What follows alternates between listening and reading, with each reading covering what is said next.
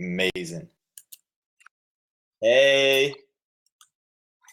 Great. How about you? Good. Awesome. I'm to the camera. Perfect. One sec. Let me tweet this out. Let's all tweet this out. Let's get this ready. One sec. I just did too. Amazing. What warm-up question? What did you have for breakfast this morning? Oh wow, it's a long story. I'm pretty. I make the chai at home every morning. Really? It's very spicy, so that's what I had. My favorite answer to what did you have for breakfast this morning is that's a long story. That is a good answer. Well, it goes back to my core of I love long breakfasts, and I make sure I time for that every day. So yeah, we'll talk about it next time, Eric. Perfect. And I like that you said it goes back to your core too. Like, yeah, it's a part of you. It's part of my day. Perfect. So your mic's good, my mic's good. Shruti, welcome to Products on Live. Thanks for having me so much. Yeah. So you are at Array Ventures. You started Array, but before that you were at True. You've been investing even before that. Tell me about the moment when you knew you wanted to start. Yeah, it's actually simple. At business school, I had seen some emerging trends of micro VC firms in 2012. And I had worked for the first fund I worked for was $10 million fund. So I, at that time, started to understand the economics and what that was going to be in 5 years from then. And I said, I think I'm going to do this. I just didn't know when. And that was Samsung or which fund? It was called I2A, which has now become Chicago Ventures. Yeah. So you, how many funds have you worked at? 5. Okay. I was an intern at 3. Take us through the evolution of each fund you worked at and why you picked. Yeah, the first 3 were straightforward. Give me an experience and I'll work for free. But lucky enough, I got to work with some of the best people. So I2A was the Pritzker family fund. Pritzker family is a big, family Hyatt group in Chicago.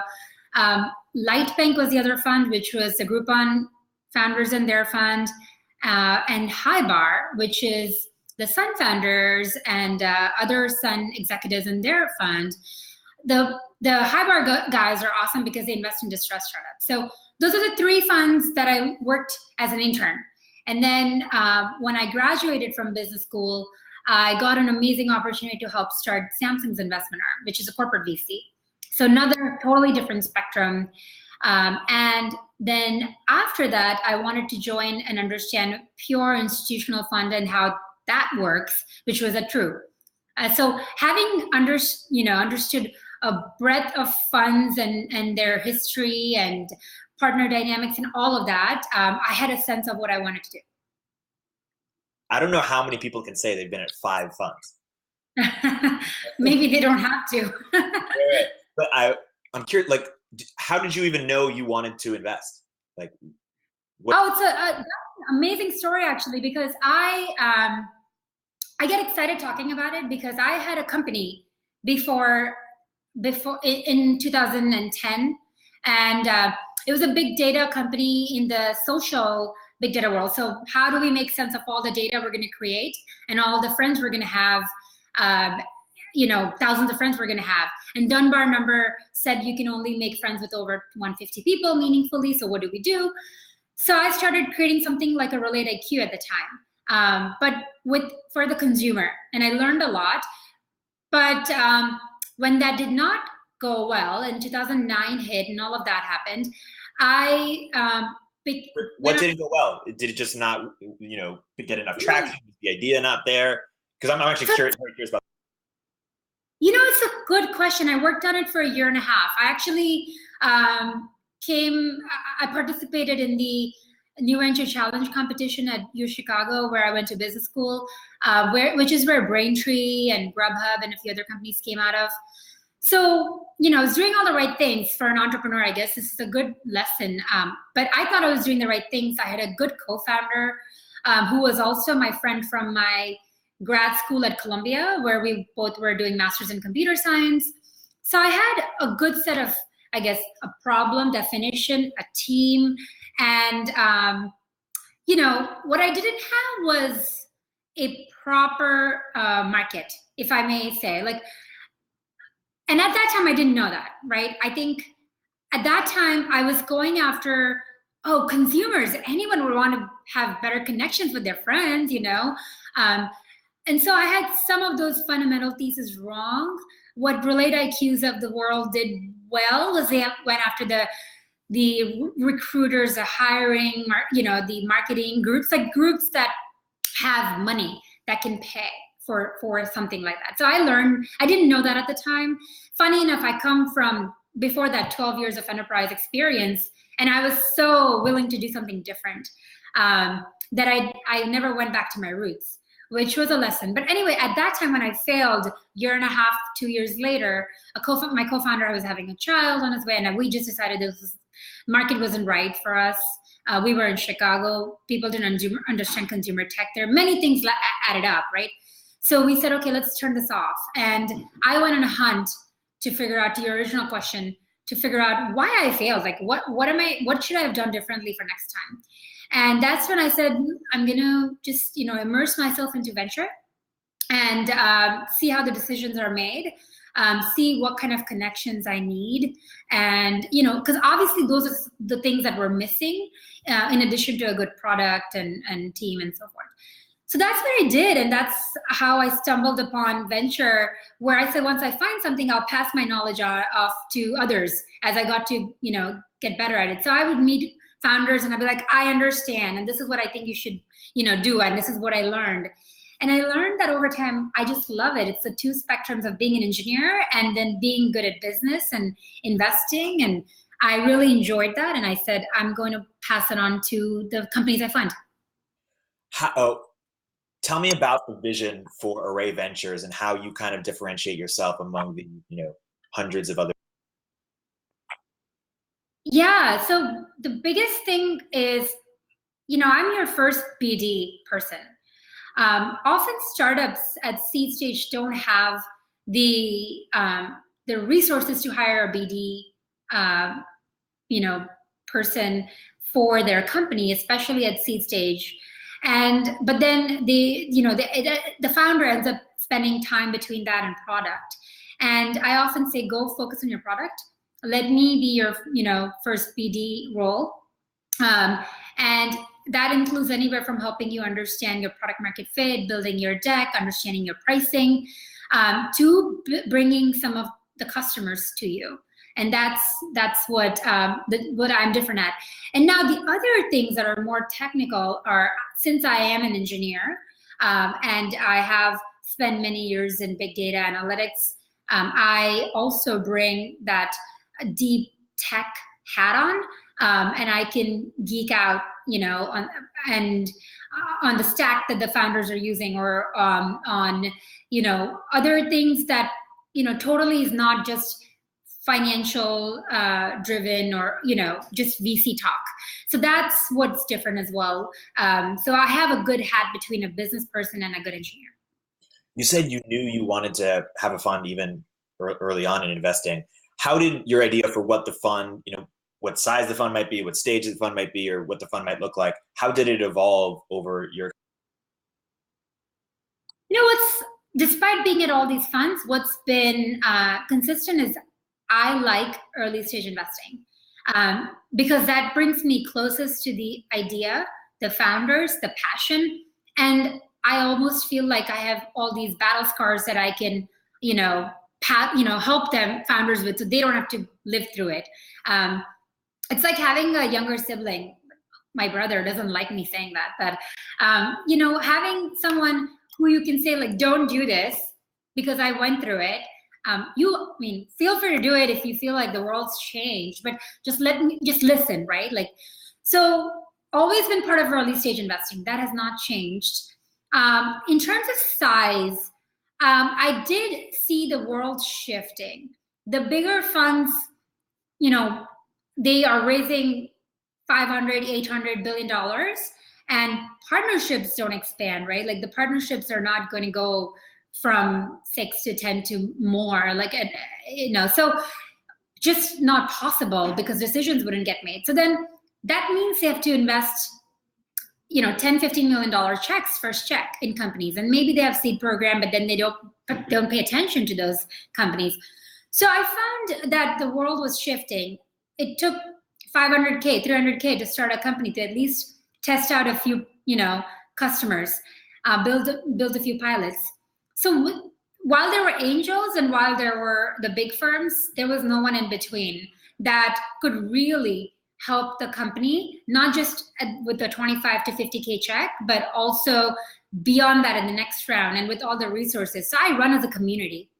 It's set up as a fund, but I have over 200 people in the network that include people that are experts in AI, machine learning, VR, security, all of that technical topic. So they come from companies like Google, Facebook, Square, Twitter. And then I have funds who are my investors who look at all the companies, help the companies. And when they are ready to invest in them, they've already known the company for months before they can do a proper Series A. So that's what was different. And when I started this out, I thoughtfully kind of figured out where the world was going to be and how I'm going to play there. Do you have a specific thesis for what types of things? Yeah, so deep tech founders that are, I break it down into two kind of way. One is core tech, which is scientists who are trying to solve amazing problems. I help them, get to market. And then the tech-enabled part, which is let's make workflow better. So it's the Slacks of the world. But then at the same time, if I am doing that by creating better data, or I have access to different data, which would be more relevant in the health vertical, then I'm very intrigued. Again, the value there is I help you figure out your go-to-market, which is all I'm about. Like, how do you create efficient go-to-market strategy in enterprise? What's the biggest? Well, you were at Samsung building their corporate venture. What was the biggest thing you learned in that experience? Yeah, I think at Samsung or another corporate VC, they take a long time to make decisions. So on an average, it's not a number to be proud of, but a deal would take 6 months.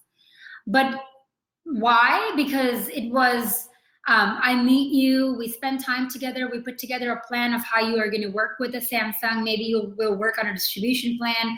We'll get a sponsor executive to kind of, sponsor you, so then the investment becomes easier. Things like that. All of that takes a long time at a big firm. But then when the decision gets made, you write down all that and you deliver on that plan. And that's a check-in.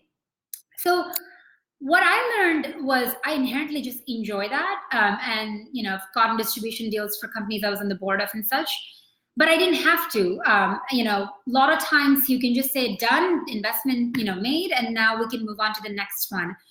But I think that was one key learning that stuck with me, that, well, why does it have to be true to just Samsung? It could be true to just any company you invest in.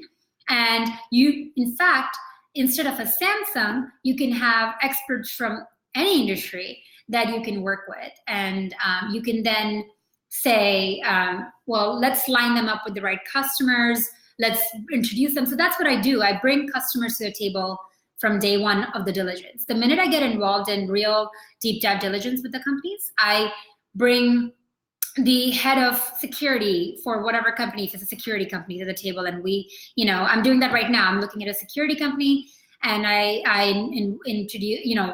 introduced my friend Zuck, from CTO of Zimperium, it's a security company, to the Docker head of security. So, again, this is just diligence, and founders really see the network and the value I have, and go out of their way to then bring me to the rounds.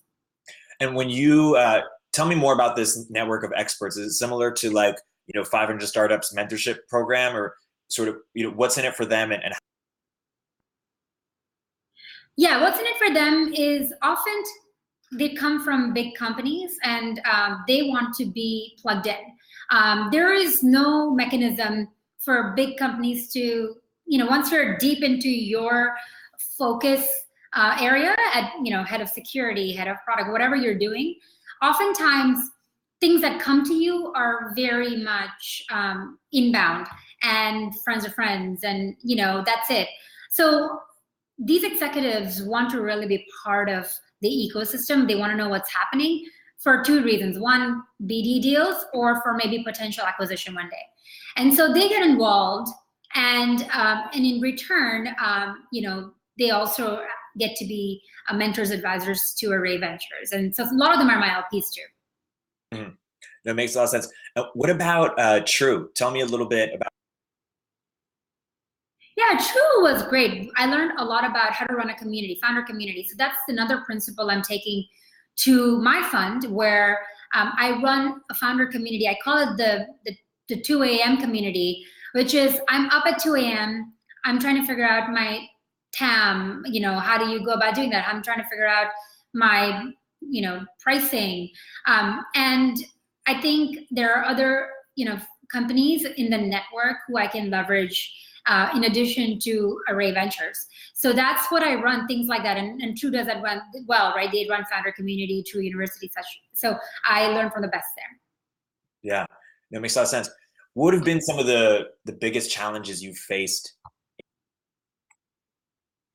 Yeah, it's actually a very interesting time. So there obviously are a lot of funds that have come up, as we all read about, right? And so it's very, two things is, one is how do you differentiate yourself?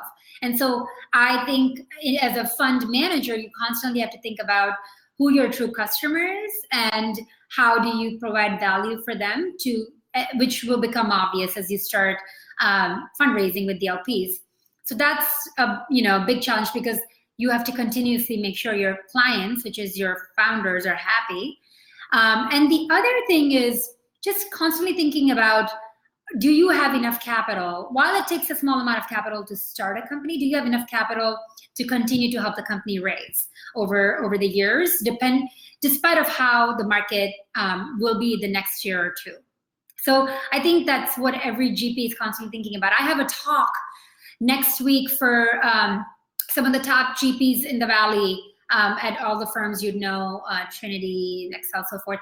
And I have LPs come to talk about, what are they doing to look at markets this way. But the other thing I do different is I throw a lot of events. I just had a CTO event, which, Andres was part of, as you know, which things like that, really closed groups, closed events, closed dinners, really, bring a sense of a community again. Goes back to my ethos and how, really that helps me help my companies better as well.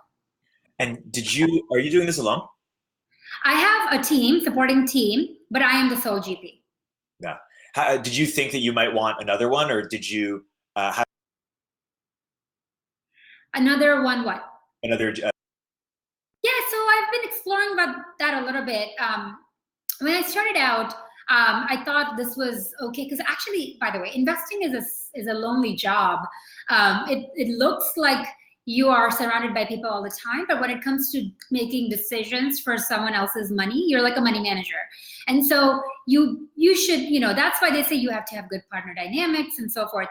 And for smaller funds, it's harder to do so, because then you're almost split with decision making and so forth. So it's a decision a lot of sole GPs I know face, and I think there's definitely, so I am definitely exploring adding one or two more other people. I asked you earlier, what before this, what's the best advice you've ever given, and you said one of your mentors gave you some advice on how to find great company. Well, I think there's two. First of all, let me start with a story. I think this advice I'm going to remember for the rest of my life.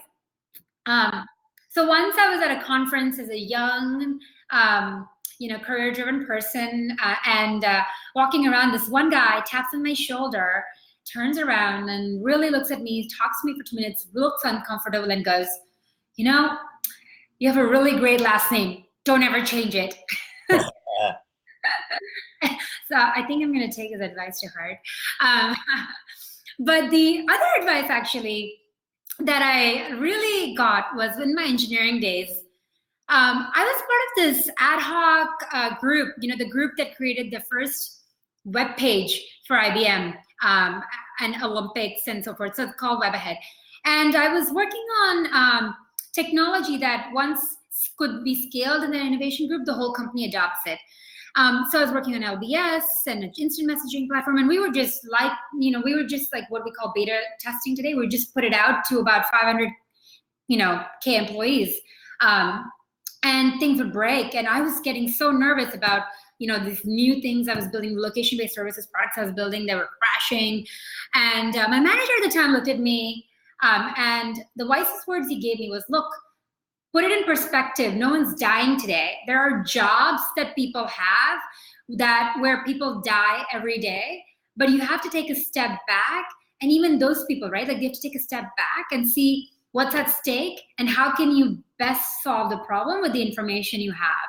And no, don't panic. And so those are the things that every time I enter a situation now where it seems stressful, it seems like there's going to be, the world will be different depending on my action, I take a step back and I tend to, you know, think through that conversation with Conrad Lagarde, who was the manager at the time.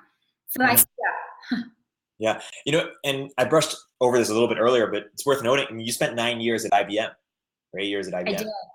What did you? Go ahead. What did you, when you know, in college, even before that, what did you think you wanted to do? You know, did you know you were going to spend 8 years at IBM? Like, tell me even before you got into. You know, I am a true immigrant. So I moved here from India. When I say here, New York. So in '99, I moved to New York from India. And funny story, I had a reverse culture shock. I moved from the most populous city, Bombay, to a city called Poughkeepsie. I couldn't even spell that at the time. And I think that's where it was, by the way, I've moved, you know, 25 times, over 25 times in my life now. So yeah. And so I think one of the things we're going to talk about was like, you know, what has really shaped me. And I think that being able to just immerse yourself into different networks, friends, communities, and then, by the way, bring them full circle and connect and find overlaps between them. So I've lived in Chicago, Boston, New York, here, Bombay, and other cities. So that's, you know, so the first big move is I moved here and another long story, but just quickly, I had no college, I guess, admissions. I was a topper in India. I was at the state level, you know, like a top ranking student in engineering.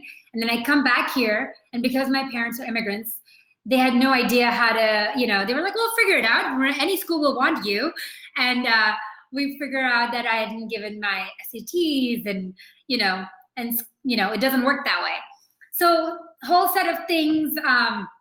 I ended up, by the way, graduating in 3 years with a computer science degree and then in the same time, Poughkeepsie, there was a IBM, which is a, you know, true and tried company, and you will have job stability as an immigrant, and, you know, you will have job for life, and you should, you know, you would never have to worry about anything any day.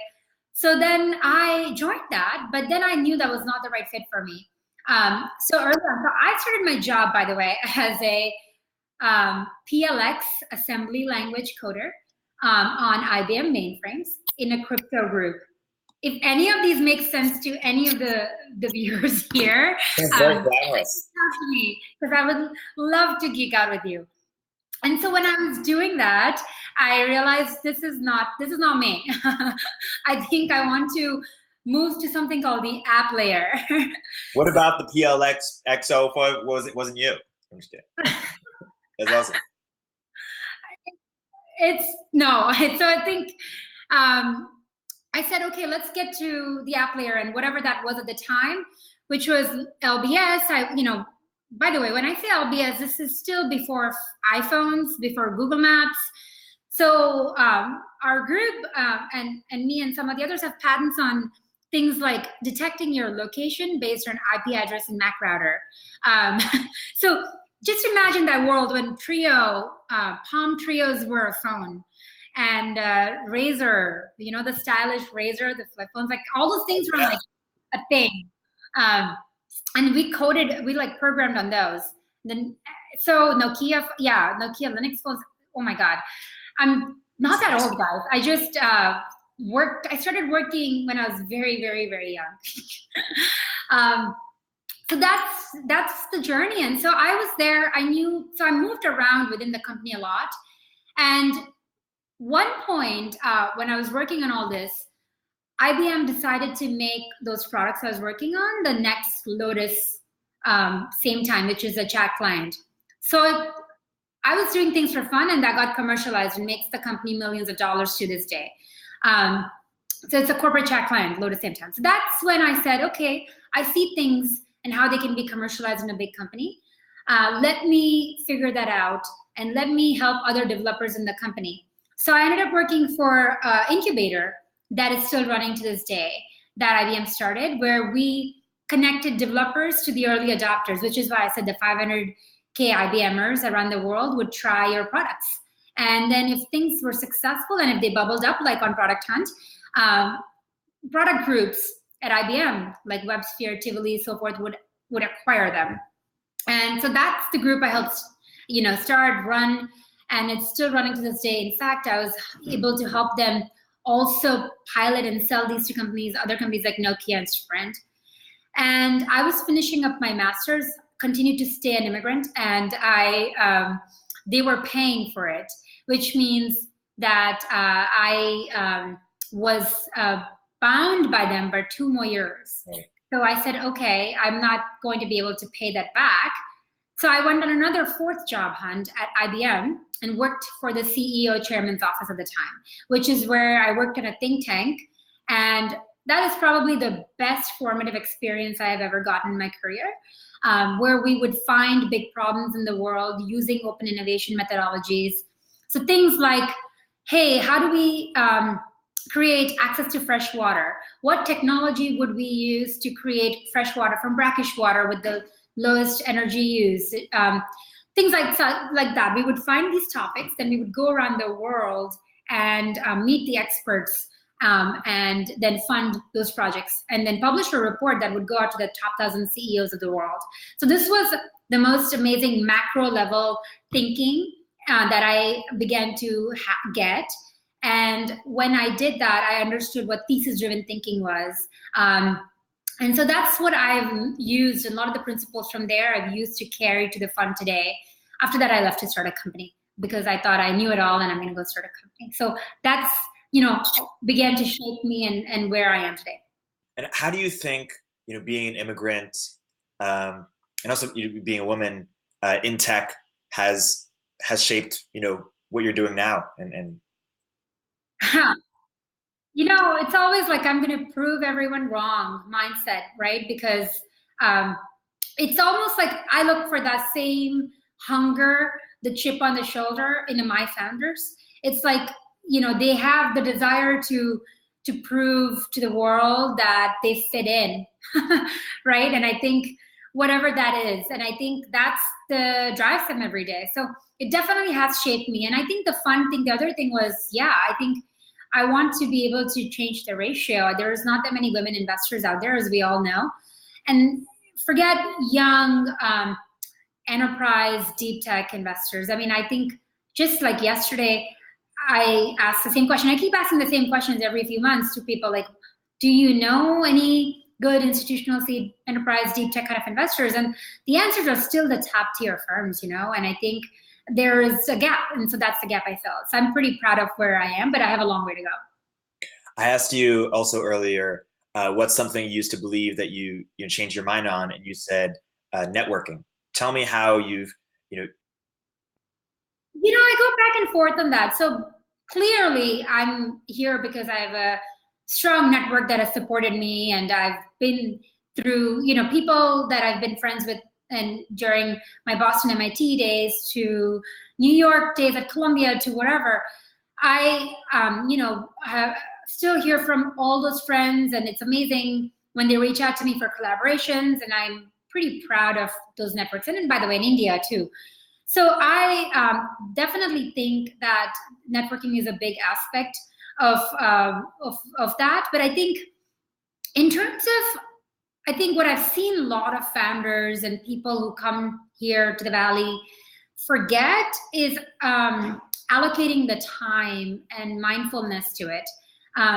They approach networking as networking, which I think, Eric, you and I have similar views on, and I know we'll have a conversation to kind of talk about at some point.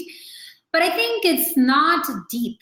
And so when it comes to actually, saying, let's do something with this network, it doesn't lead to many things. So you have to kind of think about, like, what is this network good for you, right?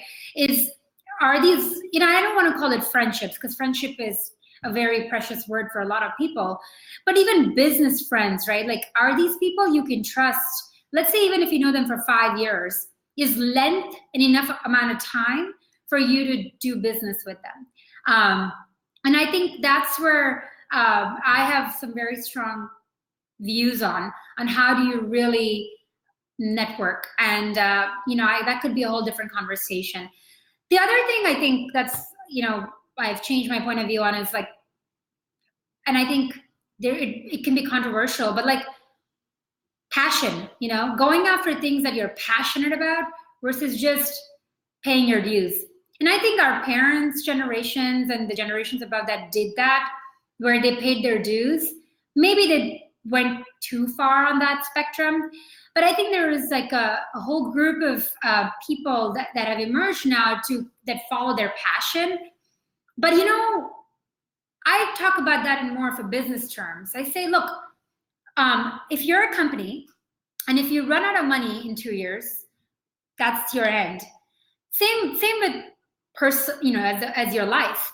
If you are a person and if your passion runway runs out in 2 years with no backup, what are you going to do?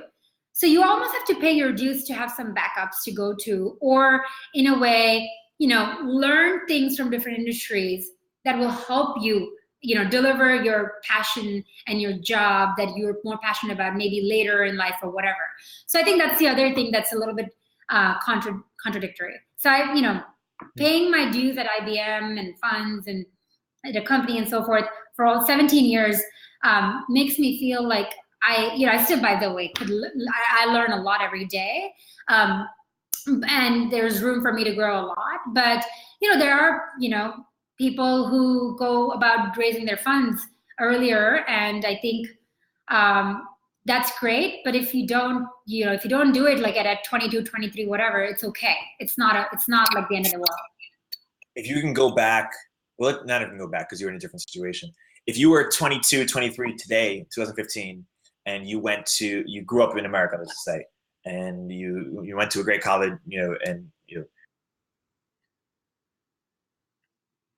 Yeah, I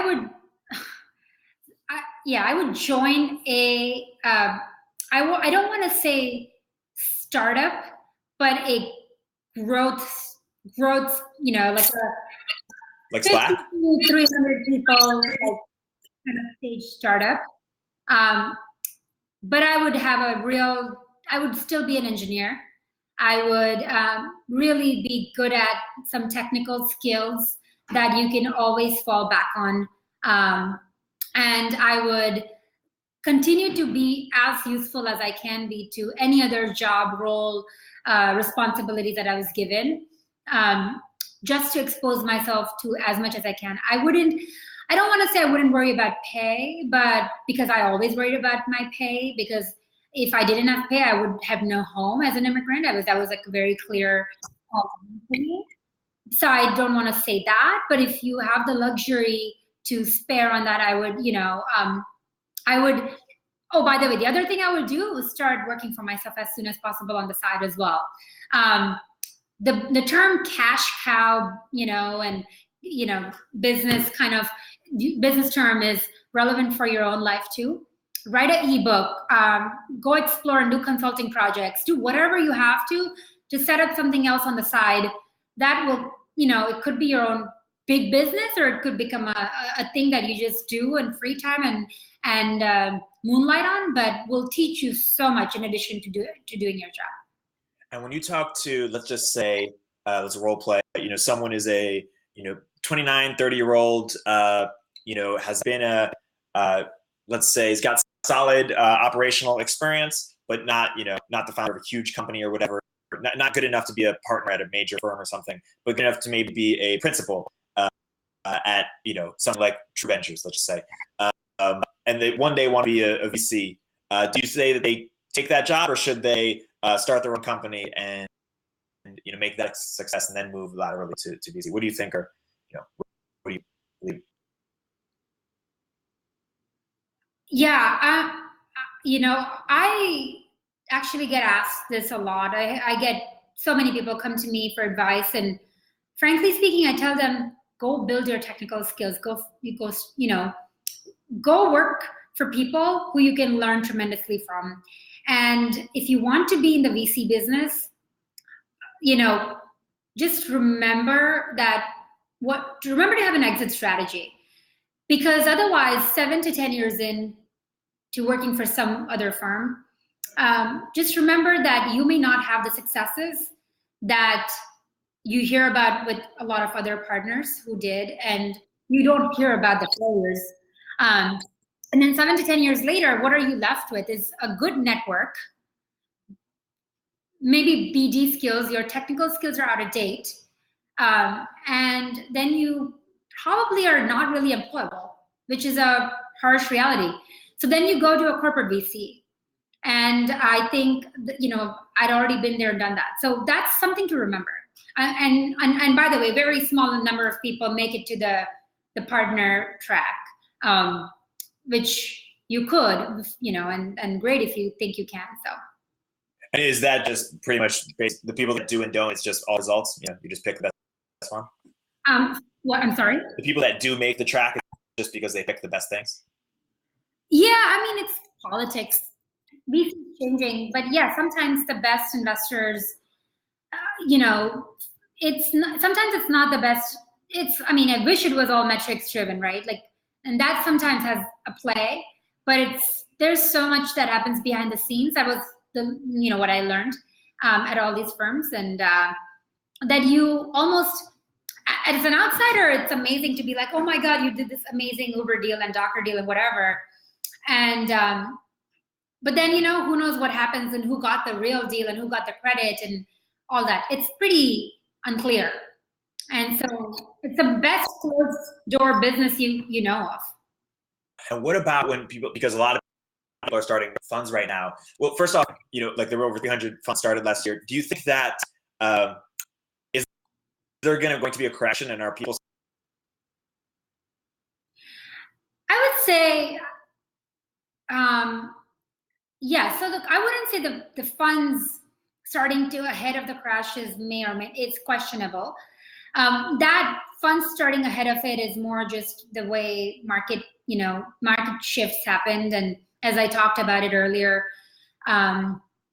there's room for some smaller funds and room for new players and room for crowdfunding platforms and all of that. So that's where, that shift happened. But yeah, there are funds who went, frankly speaking, a lot of funds did that earlier last year, thinking 2015 was going to be a downer.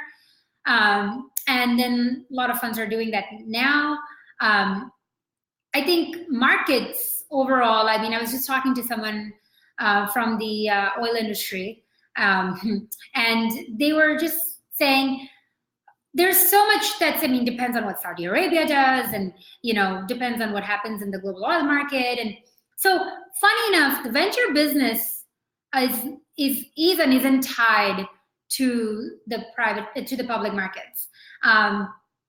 It's tied to the public markets in a way where you have to fundraise, and your investors are going to be, investors who come from those markets, so the LPs.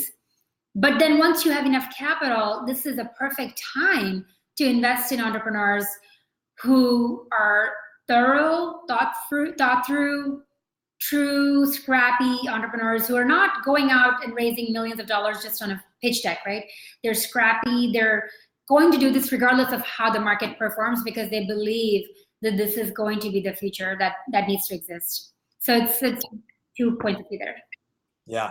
And what do you think, so you have a lot of friends who are raising funds. Let's pretend, that someone comes to you and says, okay, there's a ton of literature on how to raise, money for startups, but there isn't that much on how to raise a fund. So one, how did you, educate yourself on the process? And two, what are some of the biggest things you tell other people who are trying to raise a fund? Yeah, actually, if I had more hours in the day, I would document it all. In fact, the amounts of times I've, end of the day, stepped back and said, I wish I could share this, right? Like, I'm all about sharing my learning so others don't have to repeat it. That's why I love working with my founders. If I can share and impart any of my mistakes so they don't have to go through it, I think I would love to do that. So with the fund, I have a similar thinking, and the amount of times I can, document how do you work with your lawyers. I mean, I think funny, if you, in a funny kind of context, if you ask me what the hardest thing you did, oh my God, last year I was almost in tears working with lawyers. Forget fundraising, or any of that, or investing, right? Like, just finding the right partner at a law firm just to kind of work with you. And by the way, I exhausted everyone. So it's just, and it's things like that. I would love to document, and I'm actually beginning to do that. But where did I learn? I had best mentors to teach me, since I'd been at a lot of firms, and I was very thoughtful with my network, and had worked with a lot of those people, became my LPs and had started funds before, and people you'd know, so helped me through the process as well. I would not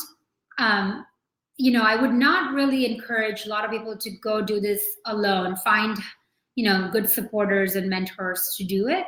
But if you do it, I'm here. Reach out. Feel free to reach out to me. Tell more about like the lawyers. Like, demystify that. Why was? Oh God. It's bittersweet. I think the law industry needs to change.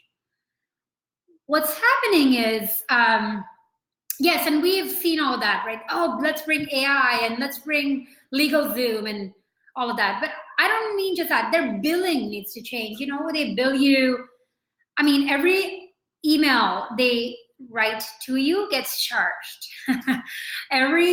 And by the way, the answers that we could have answered in one tweet becomes a one in-person conversation, and you get charged $1,000 for that hour. Yes, so yeah, the incentives are misaligned, and I am not a person who just goes with it. I am the scrappiest of scrappy founder.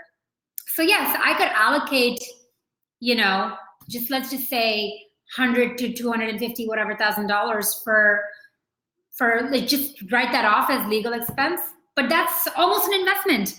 And I'm sorry, I'm not willing to pay people who are, not providing that value. So, and by the way, through the process, I've met some amazing, phenomenal people as well, and friends who are lawyers who help me for free. And so how do I even repay their kindness? So that's when I say, if you need all these people, I'm almost like a value add LPGP. If you need any of these people, I am willing to open up my network to you. Just remember that, this is a game where everyone helps each other out, and that's what we should do. And so that's where the law firms, I think just have to figure it out. I mean, they have all these crazy numbers. The top law firms you talk to say we, incorporated, I guess, 300 funds just in one year. and you go, well, so you should have a template that is exactly straightforward and clear, and you make 3 changes, I could implement a technical solution for you to do that. And that's what you can pass, and you can charge me $10 for it because now we're at scale. But instead, they choose to not do that. And I think that's an industry that's dying, obviously, and they don't know how to work and still stay at value. So there is a friction that's there. So yeah, I can go on about it. I mean, I think one of our common friends, we were just talking about this over the weekend, Eric, that he ended up using my lawyer, and we have a long, anyway.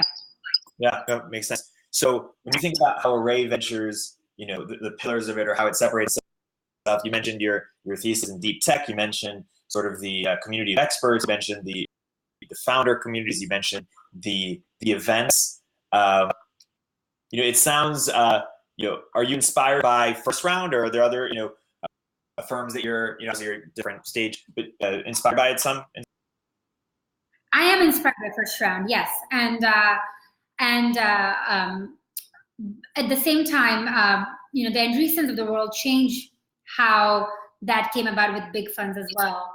I call it the white glove service, and it's the white glove service, right? Like, you go do something, you want the best treatment, and there's enough capital out there that you almost aspire your investor to provide you something in addition to just your capital.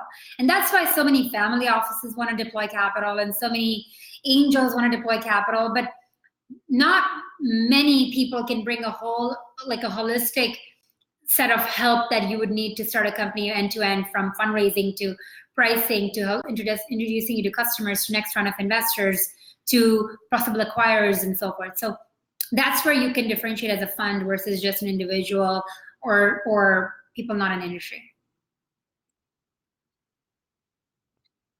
Cadence, are 20 events a year, and I am not a showbiz person, so my events tend to be more breakfast, board game nights,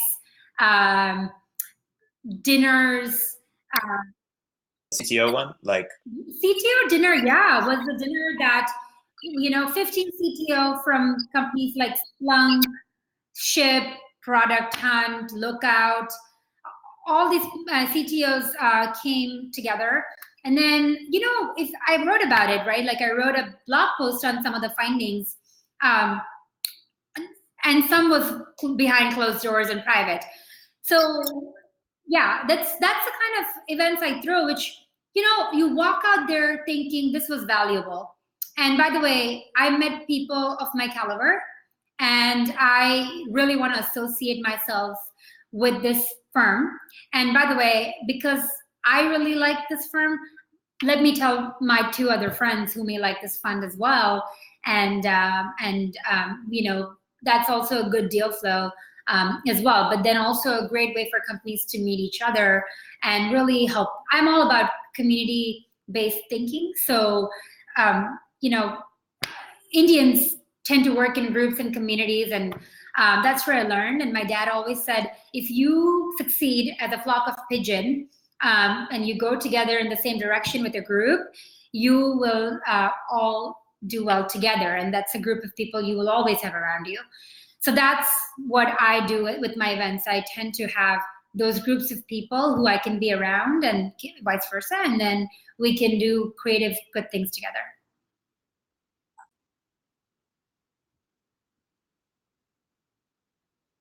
That you're good at bringing them together. What do you think makes you good at bringing them together? Yeah, I think it depends on the context. For the CTO dinner, it was, let's just talk about what do you do as a CTO, to what are some of the challenges you're facing that this group here right now can help you, right? Like, not tomorrow where you can get another meeting and another conversation and you have no idea if that leads to anything. But let's talk about, what we can solve for you right now. And by the way, if we can't, how can we help you?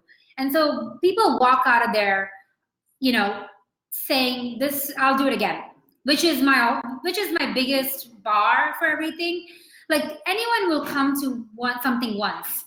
But if you want to be able to work with people for the lifetime, which is how I look at things, you want to be able to not, trick them, and you want to be able to show value for them. And you want to show that it's not just a one-way transaction, right? That's the other thing with networking. You just don't want to give and give and give. You have to almost say, like, what can I do for you? And through that, you can get something very easily as well. So that's the kind of mindset I have that I implement. And by the way, we did this at the chairman's office at IBM with the top, executives from around the world and, from government, academia, industry. And when you work with people at that caliber, and if people see through you, so that's where you learn to, bring the best and make the best of their time. So that's what I practice. So that's when I said I learned from my IBM days as well. What separates a good investor from a world-class investor, and who would you put, who are like top world-class investors? Yeah, I think the test truly is probably years like this year, where you can really see the set of investors that can come in and give you 25, 50, 100K, whatever. But when you really need that time, the commitment, and that set of ears who you trust will to be on your side and spend days with you if you need, that's when the clear investor, the exceptional investor, comes in to play.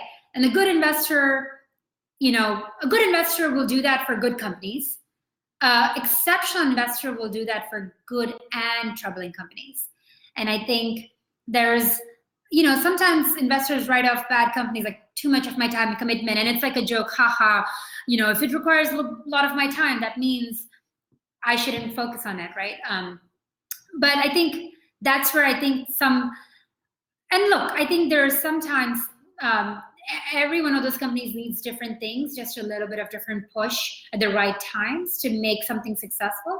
But that's what an exceptional investor is good at. No, it makes a lot of sense. Who do you think is, doing some of the most innovative, who's doing something very innovative right now? Yeah, I think I have been studying this model quite a bit, and I think the models that are coming up are few, like evergreen funds are something that I'm exploring quite a bit, because funds have to almost meet the LP at the current fund and their multiples and IRRs and so forth. So they get driven and incentivized by different things. And evergreen funds sometimes have the leeway to do maybe even get a 2x, but do what's best for the founder. And so that's a structural thing. So I'm exploring a lot more other structures as well. And by the way, there's a lot of other, new thinking coming around that. The other thing that's interesting is also giving your network an opportunity to be part of the upside. And that's where the network comes in handy, which is what I'm modeling my fund as well around. If we succeed together, and I'm not just, taking your time for free, right? You're going to see the results of that over time as well. And so that's the second thing that's different. So compensating your network is the second. First one is the actual fund structure itself. There's different ways to do that now. And that's where a lawyer, by the way, a good lawyer who's really not just focused on charging per email, but focused on really stepping back and saying, where's the world going and how I'm going to be relevant, is very, very valuable there. So it's like a strategic partner more than just a biller, right? A service provider. And then the third thing I think that's going to be different is how partnerships are created.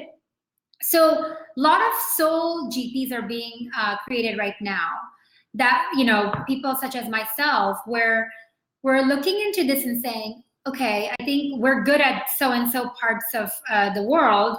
Let's invest in that world. But what's different now is, as you see, like the Mark Susters of the world, and companies like yourself, where you've created a whole new buzz around your community, and funds also have begun to leverage that. And so that's where I think I am also focusing on, to be able to create a community-driven approach, to be more out there with your brand, personal brand, firm brand. And I think that's where the third thing that's going to be different moving forward. So those are the things. And I think the funds, there are a lot of funds doing things. We don't know. There's no one big fund that I can say that has gone out of their way to be different there. But a lot of big funds like the Greylocks and the Bessemers and the Sequoias are also exploring this.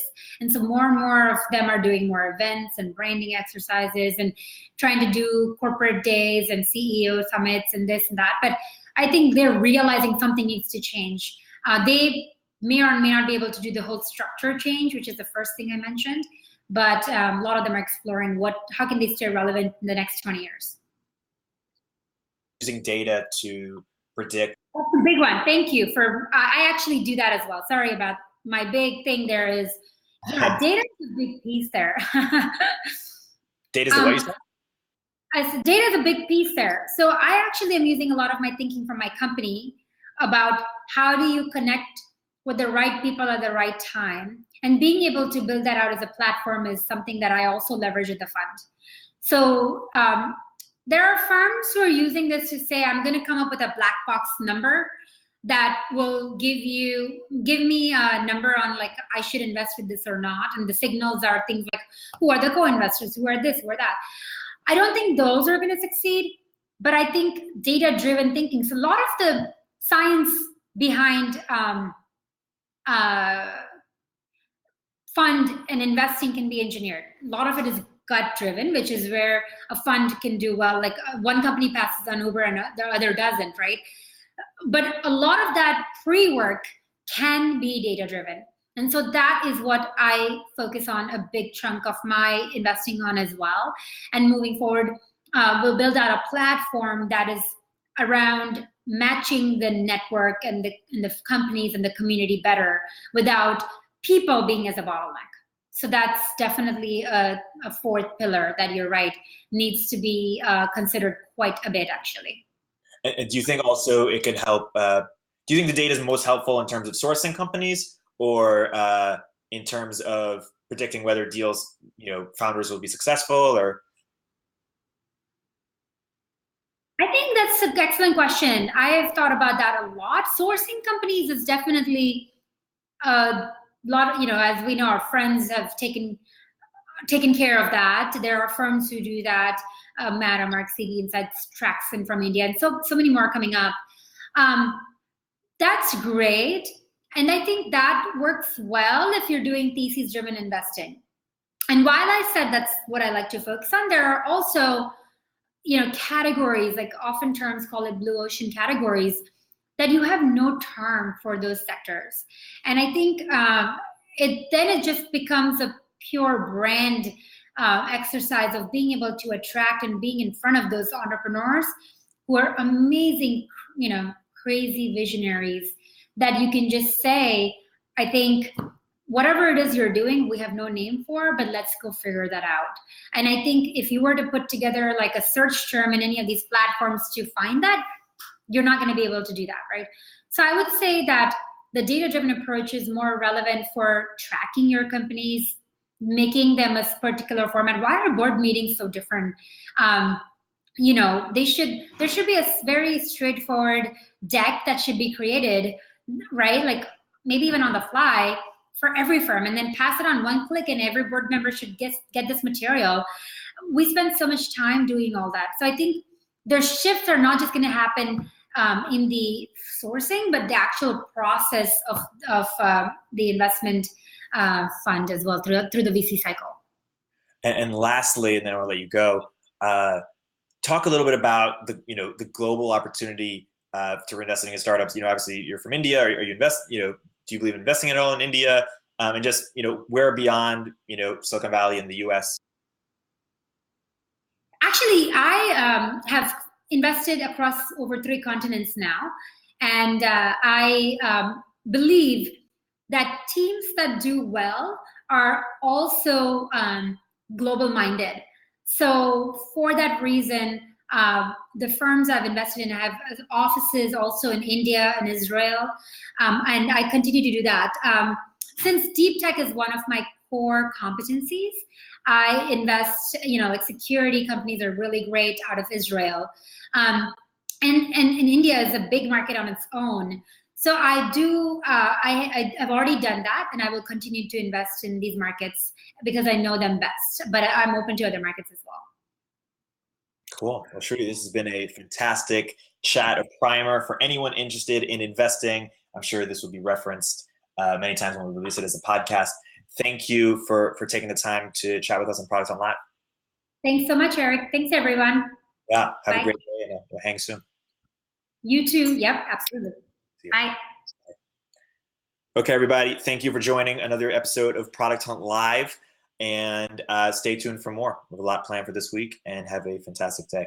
See you, everybody. Bye. Bye.